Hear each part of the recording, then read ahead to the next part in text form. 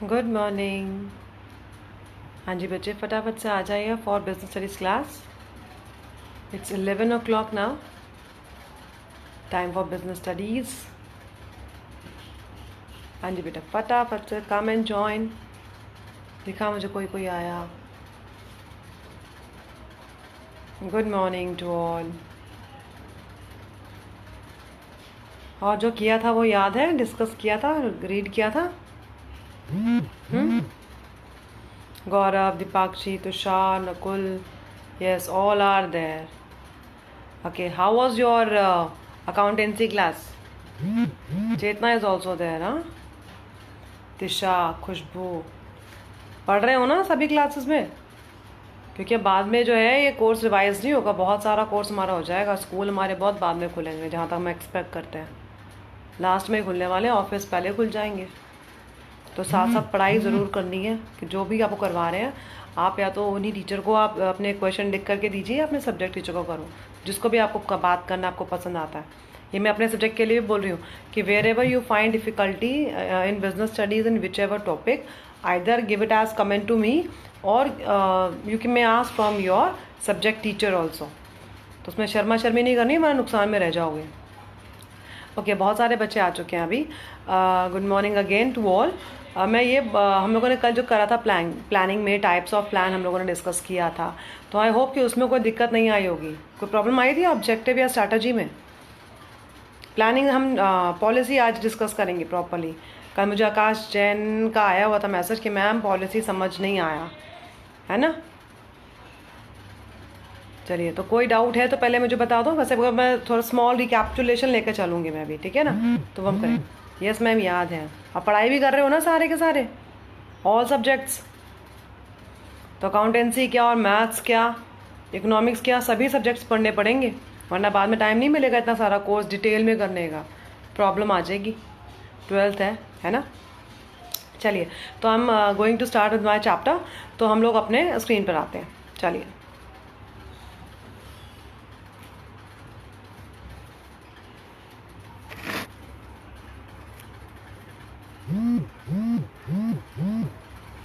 अरे क्यों नहीं हो रहा है? मैं दोबारा ज्वाइन बैक करती हूँ। हाँ, अब हो गया। ओ, चलिए, तो I think the screen is clear. तो let us start with our lecture today. चलिए, हम लोगों ने good morning to all, welcome to the class of business studies of class 12। yesterday we did types of plan। Types of plan में हम लोगों ने first type of plan, पहले हमने स्टैंडिंग और क्या बोलते हैं सिंगल यूज प्लान डिस्कस किया था। नाम से ही हमें पता लगा था कि सिंगल यूज प्लान वो प्लान होता है जो सिर्फ वन टाइम यूज हो, जिसका सिंगल यूसेज हो। तो टाइम टेबल हमने इसको एग्जांपल लिया था कि वो प्लान जो मेरा हर साल चेंज होना पड़ता है। सिमिलरली अगर मुझे कोई कंस्ट्रक्शन करनी है किसी पर्टिकुलर बिल्डिंग की, तो वो जो है वो इस बिल्डिंग के लिए, जैसे वो बिल्डिंग मेरी बन जाएगी वो प्लान मेरा खत्म हो जाएगा। तो जहाँ पे किसी पर्टिकुलर प्रोजेक्ट के लिए हम कोई प्लानिंग करते हैं तो it will get over, that is our single use plan. और स्टैंडिंग प्लान वो प्लान्स होते हैं जो आपके लिए एक गाइडलाइंस है, वो ये वैसे ही काम करना है, वैसे ही डायरेक्शंस आपको मिल जाती हैं। तो they used again and again repetitively for long period of time. ये हमें दो टाइप्स के प्लान पढ़े थे। हम कुछ और टाइप्स के प्लान्स पढ़ेंगे जिसको हम लास्ट में कैटेगराइज करेंगे कि कौन से प्लान जो है हमारे स्टैंडिंग प्लान के अंदर आते हैं और कौन से प्लान हमारे सिंगल यूज के अंदर आते हैं। तो वो हम अलग अलग करेंगे। पर हम पहला फिलहाल हमने डिस्कस जो किया था दैट वाज ऑब्जेक्टिव। हमने ऑब्जेक्टिव में क्या डिस्कस किया था कि objective is it is the direction in which the company has to move on. The objectives are set by the top management which are further forwarded to various departmental heads. वो departmental heads के पास जाता है and they further वो अपने नीचे के subordinates को फर्दर उनको आगे फॉरवर्ड कर देते हैं, तो दे बिकम इंडिविजुअल ऑब्जेक्टिव। ठीक है ना? और ऑब्जेक्टिव हमारा न्यूमरिक टर्म्स में होना चाहिए। 10%, 20%। एक बच्चे का क्वेश्चन आया था कि मैम क्या वो रुपीज में हो सकता है? तो अब देखिए, रुपीज में मैं एकदम से नहीं कह सकती कि मनी वैल्यू चेंज होती रहती है। न्यूमरिक टर्म्स में कहना, उसको एक्सप्रेस करना ज्यादा बेटर होगा। ठीक है ना, कि हमें कितना प्रोडक्शन चाहिए। अब सिंपल सी बात है, अगर मैं ये कहती हूँ कि मुझे 12,000, अगर सेल्स की बात करूँ कि मुझे सेल्स अपने 2,000 करोड़ से बढ़ानी है, तो ये रुपीज़ के टर्म्स में हो गया। और हम ये भी कह सकते हैं कि मुझे अपनी प्रोडक्शन जो है वो 2000 यूनिट्स इंक्रीज करनी है। तो यूनिट्स में प्राइस हो सकता है कभी ऊपर हो जाए, कभी नीचे हो जाए, तो मेरे को कितना पता है कि मेरी 2000 यूनिट्स बन जानी चाहिए। तो उसमें हम इसको एक्सप्रेस करते हैं न्यूमरिक टर्म्स। रुपीज अगर हम डिफाइन नहीं करते, न्यूमरिक टर्म्स में दोनों कवर हो जाते हैं हमारे। उसके अलावा हम लोगों ने ये भी पढ़ा कि हमारे जो ऑब्जेक्टिव्स हैं वो न्यूमरिक टर्म्स का मतलब होता है क्वांटिटेटिव टर्म्स, ना कि क्वालिटेटिव टर्म्स। क्वालिटी के फॉर्म में नहीं होता है, क्वांटिटी के फॉर्म में हमारा होता है। thereafter there should be achievable, जो अचीव करने लायक हो, मेजरेबल होना चाहिए। ये अगर हम क्वालिटी की बात करते तो हमारे लिए मेजर करना मुश्किल हो जाता है ना क्वालिटी, तो हम क्वांटिटी को मेजर कर सकते हैं। तो वैसा हमारा आंसर एम्बिगुअस नहीं होना चाहिए। This is what we already read about objective. thereafter we discussed about strategy। हम लोगों ने स्ट्रैटेजी भी डिस्कस की थी। क्या डिस्कस किया था हमने स्ट्रैटेजी के बारे में? yes, strategy is a comprehensive plan। comprehensive plan, comprehensive plan का मतलब हमने क्या डिस्कस किया था? पहला कि ये लॉन्ग टर्म ऑब्जेक्टिव है, डिटरमिन करना है कि मुझे अचीव क्या करना है। लॉन्ग टर्म ऑब्जेक्टिव के अकॉर्डिंगली मुझे अपना प्लान आउट करना है, जैसे कि planning a course of action, plan a course of action. कल मुझे एक बच्चे ने पूछा, मैम मेरा कोर्स ऑफ एक्शन जो है ना, ये पॉइंट समझ में नहीं आया, प्लीज बाबा डिस्कस करो। तो मैंने उसको पर्सनली कल कमेंट में मैंने उसको फॉरवर्ड कर दिया था, एक बार चेक भी कर लीजिएगा बेटा वो। फिर एक बार बात रिपीट कर देती। कोर्स ऑफ एक्शन का मतलब ये होता है, पहले तो पॉइंट पर दूं, and allocating resources, so that you can achieve your objective. ठीक है, तो पहले ऑब्जेक्टिव डिसाइड करना है कि मुझे करना क्या है। ऑब्जेक्टिव सेट करने के बाद मुझे वो काम किस तरीके से करना है, वो होता है मेरा कोर्स ऑफ एक्शन, कि मुझे प्लान आउट करना। जैसे मैंने एग्जांपल जो लिया था कि अगर मुझे कोई नई डिवीजन खोलनी है, कोई नई डिवीजन खोलने के लिए पहले मुझे पता होना चाहिए कि उस डिवीजन में मैं क्या बनाने जा रही हूँ, वो किस तरीके से बनाया जाएगा, उसका एक प्रोसीजर होगा बनाने का, वो प्रोसीजर कैसे अडॉप्ट किया जाएगा। एकदम से आप कुछ किसी नई लाइन में एंटर नहीं कर सकते हो। क्या आपको उसका पेटेंट राइट लेना है, ले लिया, लाइसेंस ले लिया आपने, उसका पेटेंट राइट आपने उसका करवा लिया, आपने उसके लिए बिल्डिंग खरीदी, बिल्डिंग भी आपको उसके लिए खरीदनी पड़ेगी, आपने उसके लिए मशीनों का अरेंजमेंट, आपको जो काम करना है वो काम करना किस तरीके से है, that is your course of action. जब कह रहे थे कि हाँ मुझे काम करना था किस तरीके से, वो सोचने के बाद वो रिसोर्सेज को प्रोवाइड करवाना, एलोकेटिंग रिसोर्सेज। एक और कल हम लोगों ने एग्जांपल लिया था कि अगर if I want to launch a new product in the market, तो एडवर्टाइजमेंट देने से पहले मुझे क्या करना पड़ेगा कि जब मैं एडवर्टाइजमेंट कस्टमर को दिखाऊं तो उसको वो चीज मार्केट में रेडिली अवेलेबल मिले। मुझे क्या करना पड़ेगा, पहली बात वो सामान आपने जो बनाया उसके अलग से डिस्टिंक्ट फीचर होना चाहिए, किसी को उसके बारे में बताना हो, ताकि जब जाओ मार्केट में तो आप फर्स्ट मूवर्स अप्रोच का एडवांटेज ले सको। आपने प्रोडक्ट बनाया, आपने होलसेलर्स के साथ कांटेक्ट बनाया, उनको कन्विंस किया कि मेरा नया प्रोडक्ट एक्सेप्ट करो, तो उसके लिए आपने क्रेडिट सेल करना उनको शुरू किया। क्रेडिट सेल के बाद आपने उनको ट्रेनिंग दिया कि उस प्रोडक्ट को यूज कैसे करना है, वो भी तो समझाओगे, उसको डेमोन्स्ट्रेट कैसे करना है, वो पूरा डेमोन्स्ट्रेशन समझाया। होलसेलर मुझे रिटेलर को बताना है कि भैया तूने ये सामान खरीदेगा और क्रेडिट पे बेचेगा। उसके बाद किस तरीके से स्कीम्स की कैसे आपने उसको प्रमोशन करना है, किस तरीके से उसके बैनर्स वगैरह लगाए जाएंगे, कौन कौन सी टैगलाइंस होंगी, सब एडवर्टाइजिंग किया जाएगा। यानी कि लॉन्च करने से पहले जो काम किया जा रहा है that is a course of action, के प्रोसीजर आपको फॉलो करना पड़ेगा। And thereafter allocating the resources, कि जो आपने सोचा अकॉर्डिंगली आपने उसके लिए फंड्स, मशीन, मटेरियल, मैन सब प्रोवाइड किया, तो that is your allocating resources. तो स्ट्रैटेजी में हम लोगों ने ये भी डिस्कस किया था that it defines broad contours. हमने ये पॉइंट डिस्कस किया था, आई थिंक कोई दिक्कत नहीं होनी चाहिए। ब्रॉड कॉन्टूर्स का मतलब होता है दैट इट आउटलाइन मुझे एक दायरा दे दिया जिसके अंदर मुझे काम करना है। कल हमने कौन सा एग्जांपल लिया था? अपने सिलेबस का एग्जांपल लिया था। That in class 12 your syllabus has been defined by CBSE। उसने जितना आपको सिलेबस डिफाइन कर लिया है वैसा ही आपका पेपर में आने वाला है, ना उससे बाहर जाएगा ना ही कुछ और तरीके से होगा। आप किसी भी ऑथर की आप बुक पकड़ लो, चाहे एनसीईआरटी पकड़ो चाहे कोई और रेफरेंस बुक पकड़ो, सभी का कंटेंट चाहे समझाने का तरीका अलग अलग हो सकता है लेकिन चीज वही समझा रहे होंगे, है ना। तो टीचर्स भी पढ़ाने का तरीका अलग अलग है लेकिन पढ़ा तो एक ही टॉपिक रहे हैं ना। तो दैट इज पेपर उसके बाहर, उस कोर्स के बाहर नहीं आएगा। तो सीबीएसई ने आपके ब्रॉड कॉन्टूर्स डिफाइन कर दिए कि इसके बाहर नहीं जाना, ठीक है। तो ये हमारी स्ट्रैटेजी होती है। स्ट्रैटेजी हमारी लॉन्ग टर्म के लिए होती है। ये बात क्लियर है आपको? तो मेरे ख्याल से यहाँ पर भी अभी कोई दिक्कत नहीं आ रही होगी। अब हम अपने थर्ड टाइप ऑफ प्लान पर आ रहे हैं, दैट इज पॉलिसी, ठीक है।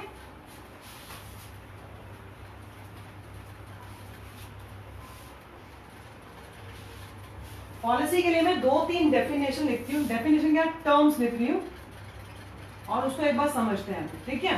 पॉलिसी है, it is a general statement और it is a general response to a particular problem. It is a general response to a particular problem, or it can be written as it is a journal statement. It is a journal statement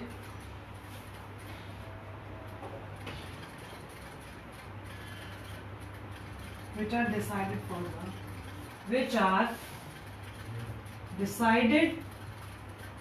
for the guidance of the employees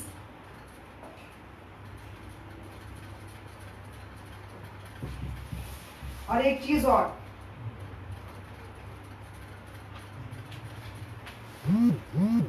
it brings uniformity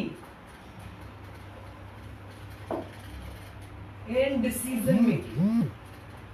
इसको note कर लीजिए, ये important terms है। यहीं से आपका paper में आपने लिंक पकड़ना है कि ये लाइन ये वर्ड लिखा है तो मुझे यहाँ से ये मेरा पॉलिसी बन रहा है, ठीक है। और कैसे करना है वो मैं एक बार समझा देती हूँ। So it brings uniformity in decision making and action for interpreting the interpretation of strategy. अब इसका एक मतलब समझ लेते हैं। It is a general response, this is the key term, general response. It is a general statement, it brings uniformity. Can you see these terms? अब आप एक ऐसी सिचुएशन, एक it is a general response to a particular problem. Particular problem का मतलब क्या हुआ? एक ऐसी सिचुएशन जो आपके पास हमेशा आती है वो प्रॉब्लम, वो चीज, वो कंडीशन आपके लाइफ में आनी ही आनी है। तो उस कंडीशन को, उस प्रॉब्लम को आप कैसे टैकल करेंगे, वो एक जर्नल रिस्पॉन्स होता है। That is your policy. Example लेते हैं, हम लेते हैं लाइफ इंश्योरेंस पॉलिसी। हम यहाँ पे लाइफ इंश्योरेंस प्लान नहीं बोलते हैं, हम इसको बोलते हैं लाइफ इंश्योरेंस पॉलिसी। कि अगर किसी की डेथ हो जाती है तो उसकी डेथ होने पर जो उसके हायरर्स हैं, जो उसके रिप्रेजेंटेटिव्स हैं, उनको कितना अमाउंट मिलेगा, ठीक है। तो ये अब हमें मालूम है कि जो हमने बोला पर्टिकुलर प्रॉब्लम, डेथ एक ऐसा केस है जो आनी ही आनी है। जो इंसान दुनिया में आया है उसकी डेथ होगी ही होगी। तो ऐसे केस में मुझे किसको कितना अमाउंट देना है, वो उसका जनरल रिस्पॉन्स हो गया कि आपने पॉलिसी कितने की ले रखी थी, अकॉर्डिंगली आपको पैसा मिल जाएगा, ठीक है। अगर आप लाइफ इंश्योरेंस पॉलिसी के अलावा अगर मैं ऑटोमोबाइल की बात करें, वहाँ व्हीकल का इंश्योरेंस भी तो हम लोग करवाते हैं। हमें मालूम है कि अगर कोई एक्सीडेंट हुआ तो उसके अगर इंश्योरेंस करवा रखी है तो आपको पैसा मिल जाएगा, या अगर कोई चोरी वोरी हो गई इंश्योरेंस की तो आपको पैसा मिलेगा। तो यानी कि एक पर्टिकुलर प्रॉब्लम है, तभी वो इवेंट अगर हुआ तो ही आपको पेमेंट मिलेगी, वरना नहीं मिलेगी। यानी कि पर्टिकुलर प्रॉब्लम जो आमतौर पे होती है, रोड एक्सीडेंट्स होते हैं, व्हीकल्स की चोरी हो जाती है, सो इन दैट केस कितना अमाउंट आपको मिलने वाला है वो आपको स्लैब रेट गिवन होता है कि आपकी गाड़ी अगर 10 साल पुरानी है तो उसके ऊपर हम डेप्रिसिएशन लगाएं तो कितना अमाउंट हमारा बचता है, अकॉर्डिंगली आपको इंश्योरेंस कंपनी पे ऑफ कर देती है। यानी कि एक पर्टिकुलर प्रॉब्लम को मुझे कैसे हैंडल करना है उसके लिए एक रिस्पॉन्स हमें मिल जाता है। ठीक है, अगेन यहाँ पर हम लोग लेते हैं, it is a general statement, mind it, it is a journal statement which are decided for the guidance of the employees। यहाँ से मुझे ये बात समझ में आती है that policy is being framed for our internal employees, कि employees को एक guidance दे रही है कि उसको एक particular condition में कैसे react करना है।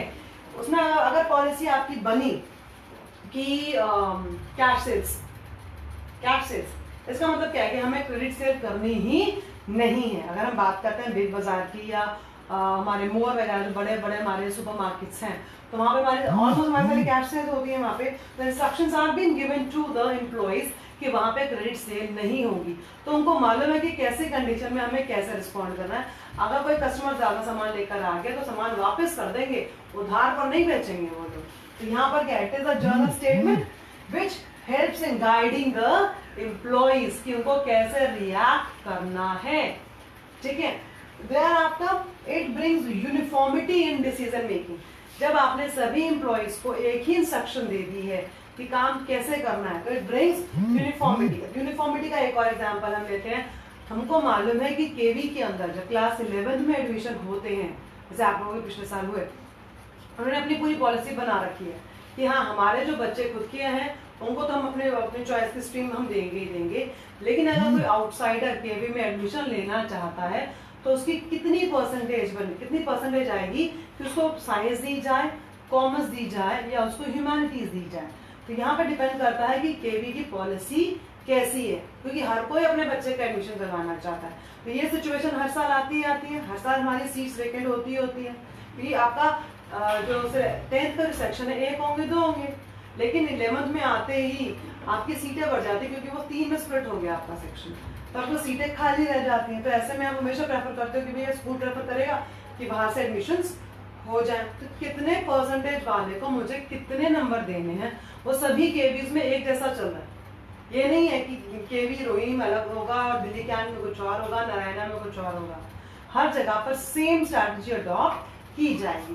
तो it brings uniformity in decision making. Is this clear?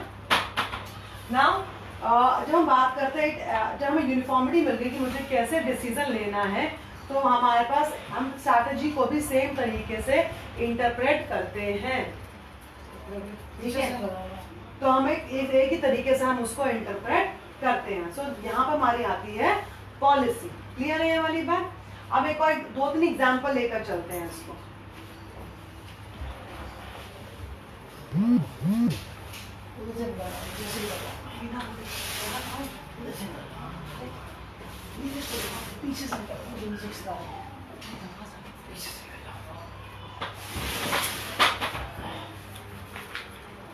अब एग्जाम्पल हम लोग लेते हैं,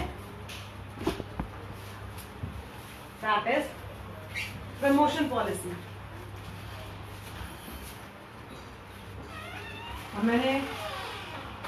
अगर मैं बात करूं प्रमोशन पॉलिसी की, तो कंपनी ने कहा कि employee who is serving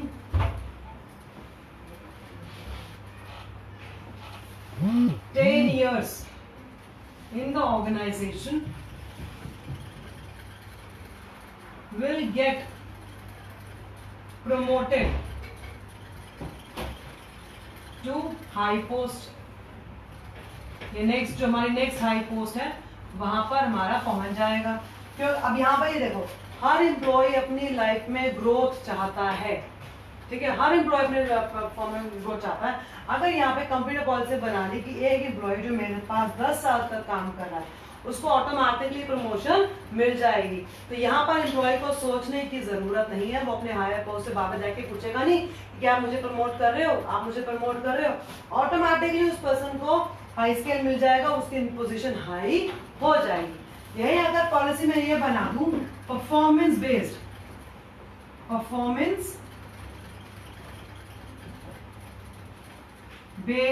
promotion, यहां पर हमारे पास क्या स्कीम बन गई?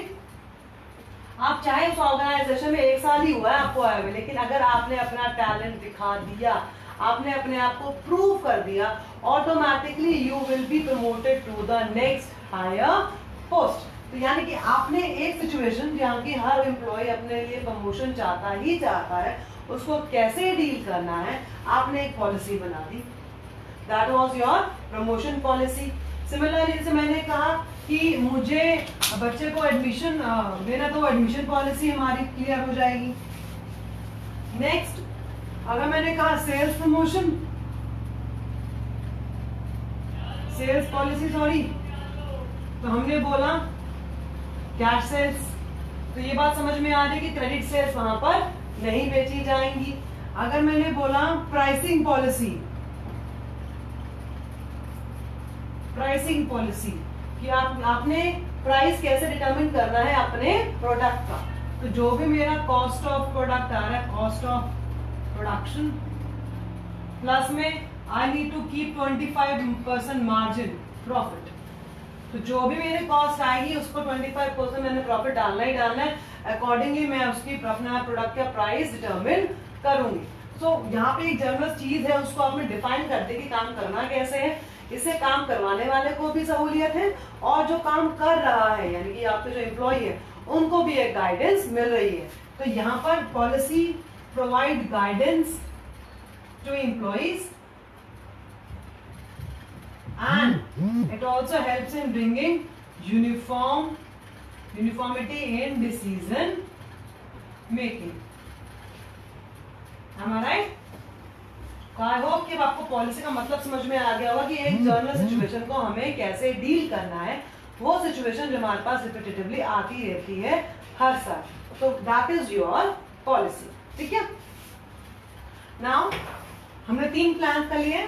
पहला ऑब्जेक्टिव था, दूसरा स्ट्रैटेजी था, थर्ड हमारा पॉलिसी। अब हम आ रहे हैं अपने fourth one that is procedure. Procedure तो मेरे ख्याल से मालूम होगा सबको क्या होता है प्रोसीजर। क्या प्रोसीजर और मेथड सेम होता है? हाँ, प्रोसीजर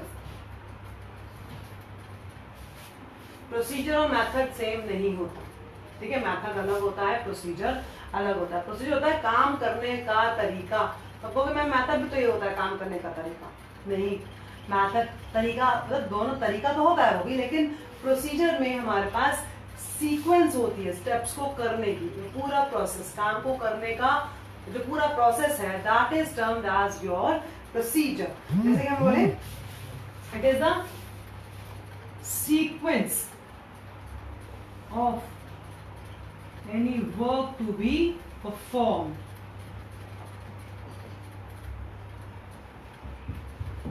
एग्जाम्पल लेके चलते हैं। अगर मुझे स्टाफिंग करना है, अगर अब आप आगे वाले चैप्टर में हम लोग पढ़ने वाले स्टाफिंग यानी कि मुझे लोगों को अपॉइंट करना है, तो मुझे प्रोसीजर फॉलो करना पड़ेगा। प्रोसीजर क्या होगा? पहले मुझे नंबर ऑफ वैकेंसीज पता होनी चाहिए कि कितने मेरे पास पोस्ट खाली पड़ी है, और उसके अलावा मुझे टाइप ऑफ एम्प्लॉइज, मुझे कैसे एम्प्लॉइज चाहिए, टेक्नीशियंस चाहिए, किस पोस्ट के लिए कैसा पर्सन चाहिए। सो टाइप्स ऑफ एम्प्लॉइज भी मुझे पता होने चाहिए। नंबर ऑफ वैकेंसी पता हो गई। Now you will recruit people. Recruitment का मतलब क्या होता है? इनवाइटिंग पीपल की come and apply for the job. तो जो हम लोग पेपर में ऐड देते हैं ना कि आइए come and apply for the job करते हैं, तो दैट इज एन इन्विटेशन, तो वो रिक्रूटमेंट होता है। फिर लोग आपके पास अप्लाई करेंगे, आप उनका सिलेक्शन करेंगे। सिलेक्शन करने का तरीका अलग होगा। फिर सिलेक्शन के बाद अगर आपने किसी को सिलेक्ट कर लिया तो आप उसको उसकी जगह बताओगे। Placement and orientation. वे तेरी पोस्ट यहाँ पर है, मैं आज पीजीटी कॉमर्स हूँ, तो पीजीटी कॉमर्स में आपको बताया जाएगा कि आपकी पोस्टिंग कहाँ पर कौन से स्कूल में करी गई है। एंड देयर आफ्टर अगर ट्रेनिंग की रिक्वायरमेंट है तो training will be provided to the refreshers. यानी कि काम को करने का तरीका स्टेप बाय स्टेप, ठीक है। तो sequence, mind it, sequence, number of steps to be followed in an exact manner. तो पहले नंबर ऑफ वैकेंसीज बताऊं कि मुझे कौन सी पोस्ट खाली है, कैसी पोस्ट खाली है, कैसे लोग चाहिए। फिर आप लोगों को कम कम कम अप्लाई फॉर द जॉब। जिन लोगों ने अप्लाई किया होगा you will select one out of them, ठीक है। देन आफ्टर आप लोगों को, फिर अगर आपने कोई सिलेक्ट कर लिया तो उसको उसकी जगह बतानी है कि आप कौन से डिपार्टमेंट में कहाँ पर आपकी सेटिंग होगी, आपने किसको रिपोर्ट करना है, आप आपके अंडर कौन है और आपके ऊपर कौन है। And then after if training is required you will provide them training. तो इस सिलेक्शन का पूरा जो तरीका है हमारा, दैट इज योर प्रोसीजर। तो सीक्वेंस सिलेक्शन करने का एक तरीका, यहाँ रिटन टेस्ट ले रहे हो या ओरल इंटरव्यू ले रहे हो, सिंपली आपने कोई डेमोन्स्ट्रेशन लिया, वो मेथड है, ठीक है, वो हम आगे डिस्कस करेंगे। पर ये हमारा पूरा प्रोसीजर होता है। तो हमारे हम बात करेंगे प्रोसीजर की, तो it is sequence of any work performance, ठीक है, any work to be perform. एक और एग्जांपल दें इसका, जैसे कि मुझे अगर अपने डेटर से पैसा मंगवाना है, मुझे डेटर पैसा नहीं दे रहा है, तो मैं उसको क्या करूंगी, सीधा जाकर के तो उसके ऊपर कोर्ट केस हम लोग थोड़े कर देते हैं। हम लोग पहले उसको एक दो बार कॉल करेंगे, नहीं सुना, हमने उसको राइटिंग में लिख करके दिया भी आपके अमाउंट ड्यू है हमारे पास, वो करो, पेमेंट पूरी करो, तब भी उस पर्सन ने रिस्पॉन्ड नहीं किया।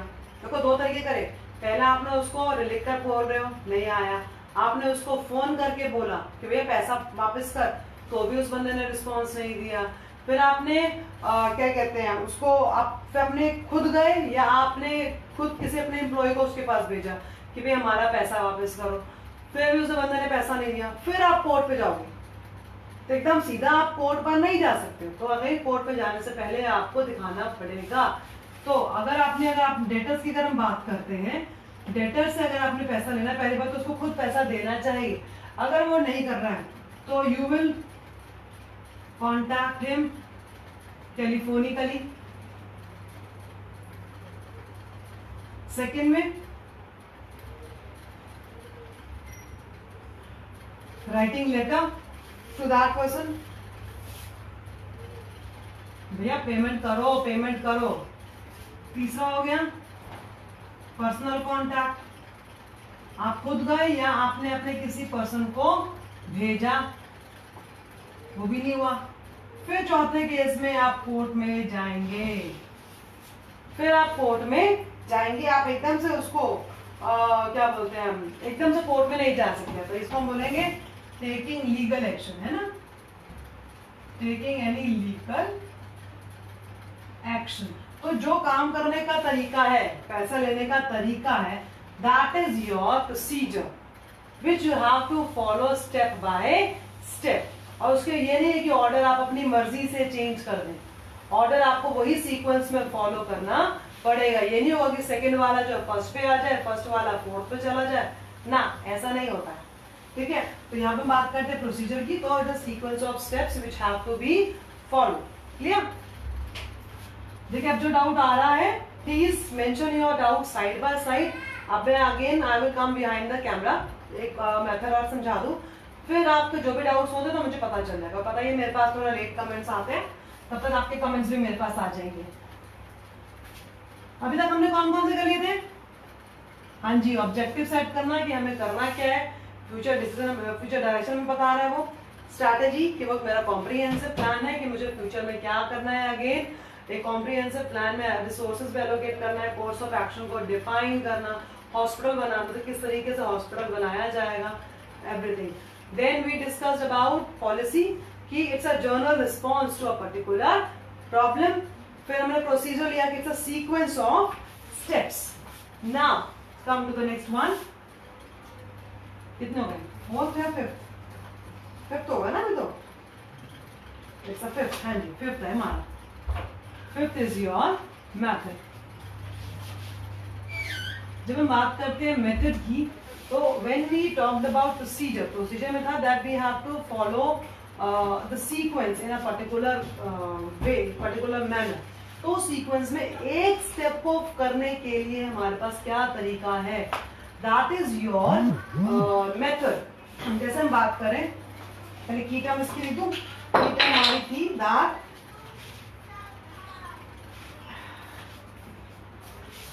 It relates to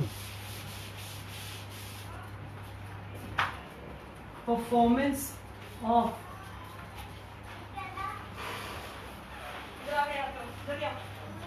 one step of the procedure. One step of the procedure.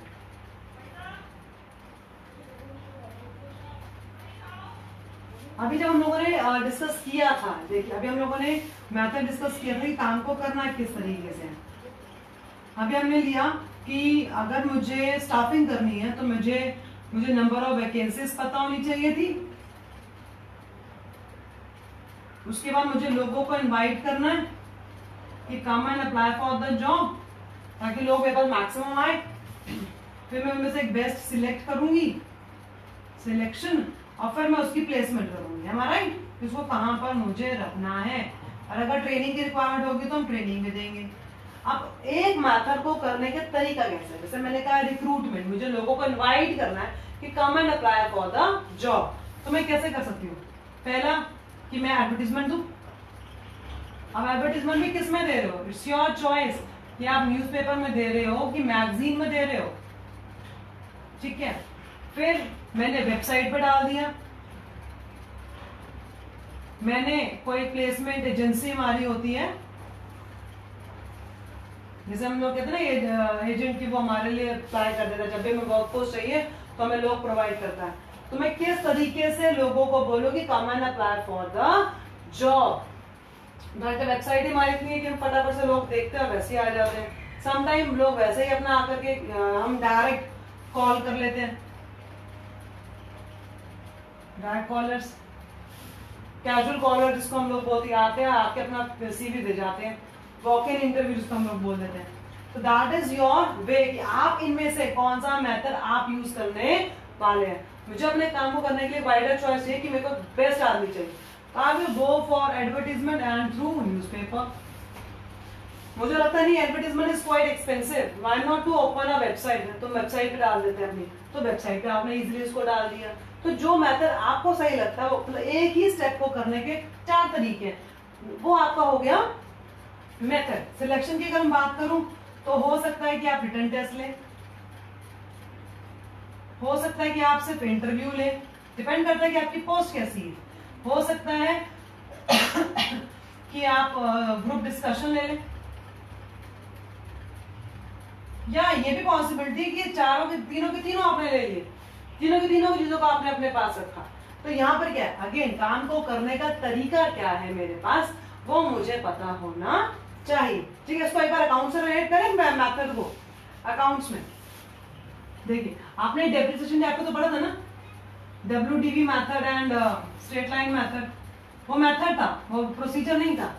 Procedure क्या था कि अगर आपको किसी प्रोडक्ट, अगर हम मशीनरी अकाउंट की अगर हम बात करते हैं, तो मशीनरी अकाउंट में सबसे पहला मुझे पता होना चाहिए find the book value of the asset sold, कौन सी डेट को, on the date of sale. मुझे कैसे फाइंड आउट करना है, पहले मुझे बुक वैल्यू पता होनी चाहिए उसकी, उसके बाद on the date of sale निकालते कैसे, पहले मुझे बुक वैल्यू पता होगी, बुक वैल्यू के बाद पहले कॉस्ट, फिर बुक वैल्यू के बाद माइनस कर दीजिए depreciation if it is used during the year,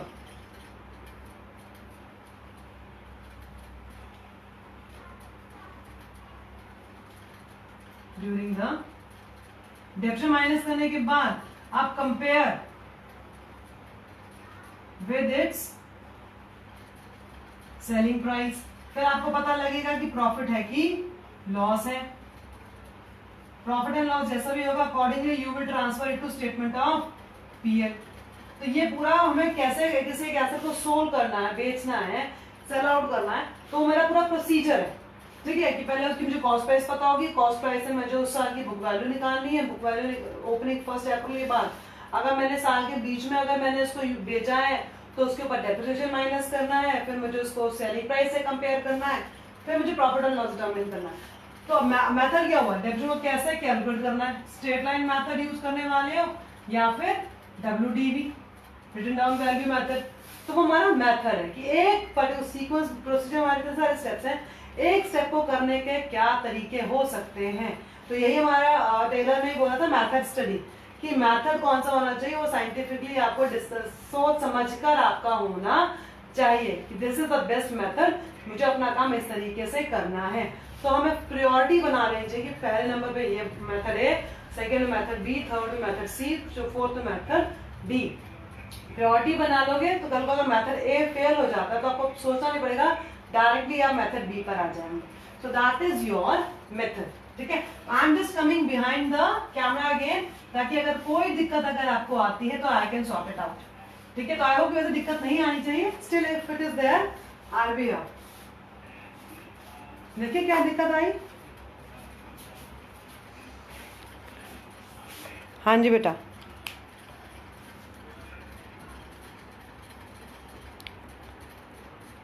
any problem till now? सब वॉचिंग वॉचिंग वॉचिंग नज़र आ रहा है, लेकिन कोई डाउट दिखाई नहीं दिया मुझे।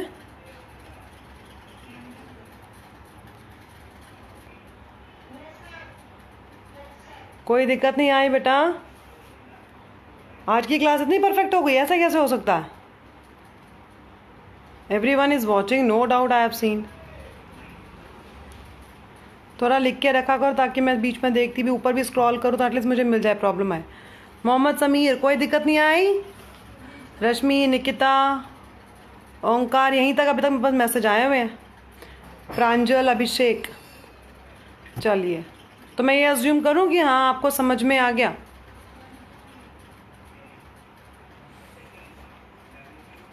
देखो मुझे अभी कोई मेरे पास नहीं आया, अब आप लिखोगे और मैं बाद में ना देख पाऊँ तो फिर थोड़ा प्रॉब्लम आएगा। शिवम ठाकुर, कोई दिक्कत नहीं आई? प्रियांशु, विपिन, साक्षी, राघव, कोई दिक्कत नहीं आई? चलिए ठीक है, तो इसका मतलब मुझे भी ये लग रहा है फिर मुझे आगे मूव करना है, तो मैं आगे मूव करती हूँ, ठीक है। मेरे पास अभी तक कोई प्रॉब्लम यहाँ पर मेरे को नज़र नहीं आ रहा है। फाइन,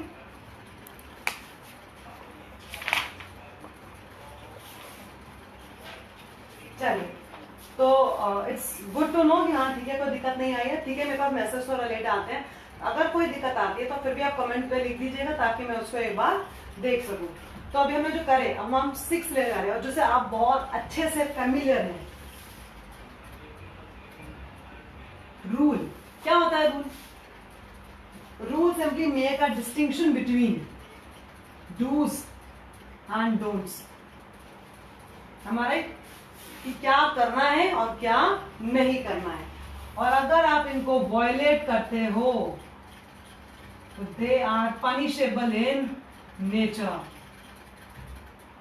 और वो भी अगेन इक्विटी का हम प्रिंसिपल अडॉप्ट करते हैं कि एक पनिशमेंट, एक गलती को करने के लिए एक ही पनिशमेंट होगी, चाहे वो कोई भी व्यक्ति करे, चाहे वो सबऑर्डिनेट करे, चाहे वो बॉस करे। तो rule is basically which makes a distinction between do's and don'ts, कि वो क्या हमें करना चाहिए और क्या नहीं करना चाहिए। तो हमारे जो ये रूल्स हैं वो हमारे बहुत ही स्टेटिक होते हैं, आप उनको बार बार चेंज नहीं करते, बिल्कुल टू द पॉइंट होते हैं कि हाँ बी स्पेसिफिक होते हैं कि ये करना और ये नहीं करना है, ठीक है। They are not flexible in nature. So पहला, rules are static, that is flexibility is not possible। ये हमारा फर्स्ट पॉइंट। सेकंड पॉइंट क्या बन जाता है? ये बन जाता ना हमारा कि on the violation of the principle they are punishable. तो पनिशमेंट किस तरीके की होती है वो अलग तरीके से आप देख सकते हो, ठीक है। तो हमें मालूम ही है कि अगर आप रेड लाइन क्रॉस करते हो, रेड लाइट क्रॉस करो अगर आप, तो ट्रैफिक पुलिस वाले बैठे हैं और वो फिर आपसे फाइन भी लेते हैं, डिपेंड करता है कि आपने किस तरह की गलती वहां पर करी है। और अगर कंपनी ने रूल बनाया, रूल आपको होता है कि कितने बजे आना है, कितने बजे जाना है, तो अराइवल टाइम और डिपार्चर टाइम, फिर अगर आगे पीछे होते हो तो आपकी क्या बोलते हैं, आपको अलाउ नहीं किया जाएगा। रूल ये भी कहता है कि आप अगर स्कूल में एंटर करेंगे तो आप यूनिफॉर्म में आएंगे, अगर आप यूनिफॉर्म में नहीं होते तो स्कूल में एंटर करना अलाउ नहीं है। सो हमारा सेकेंड पॉइंट हो गया कि on the violation of the rules punishment is always ready, ठीक है। इसको एक और हम लोग ले लेते हैं, प्रोविजन ऑफ एग्जाम्पल्स हमने लिया रूल को लेते समय।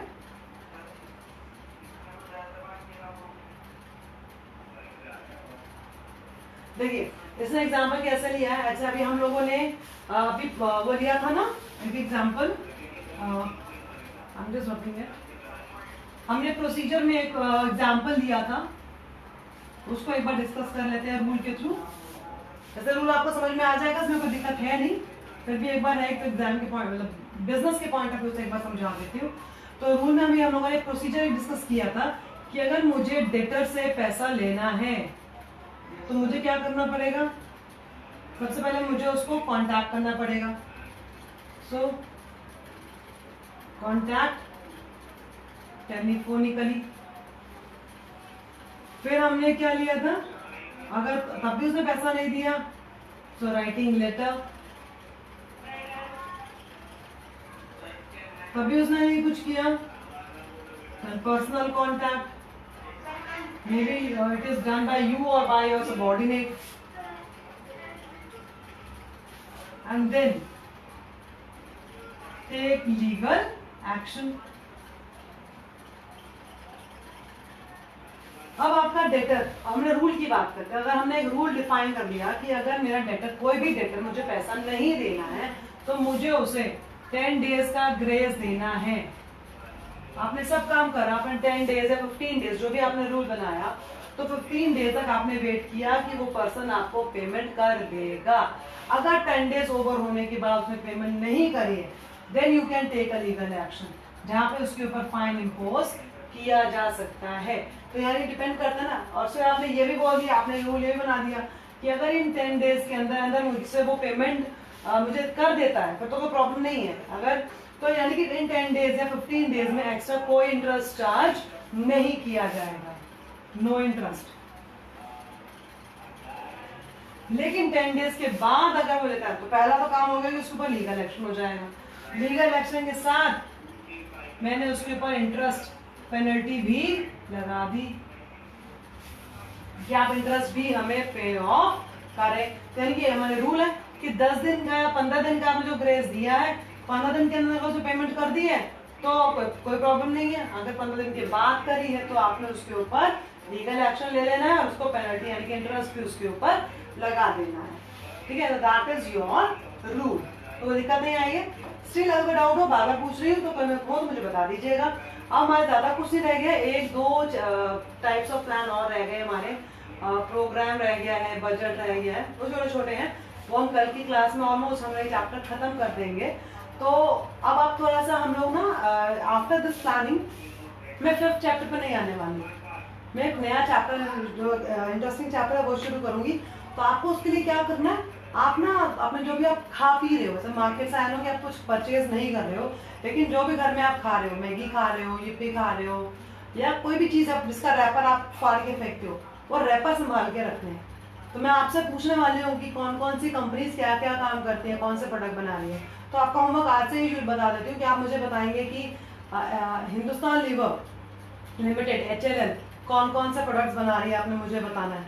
ठीक है, एक जना मुझे बताएगा प्रॉक्टर एंड गैम्बल कौन से प्रोडक्ट्स बना रही है, तो दूसरा मुझे बताएगा कि जॉनसन एंड जॉनसन कितने प्रोडक्ट्स बना रहे हैं। तो वो उनके उतना आपको पता होना चाहिए। ठीक है, तो आई होप कि इसमें कोई दिक्कत नहीं आएगी। कोई दिक्कत होगी तो मुझे बता दीजिएगा। फिर भी एक बार कैमरे के पीछे जा रही हूँ ताकि मैं डाउट क्लियर कर सकूँ। ठीक है, तो जो होमवर्क दिया याद रखना, सबके रैपर रखने हैं, वरना गूगल से सर्च करना है कि जॉनसन एंड जॉनसन कौन कौन से प्रोडक्ट बनाती है, हिंदुस्तान लीवर कौन से प्रोडक्ट्स बना रही है, प्रॉक्टर एंड गैम्बल। क्लियर है, ये याद रखिएगा। Doubt to anyone?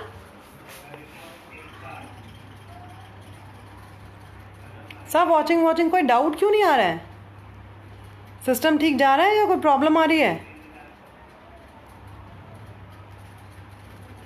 चलिए ठीक है, तो फिर हम लोग कल मिलते हैं। Thanks for the day.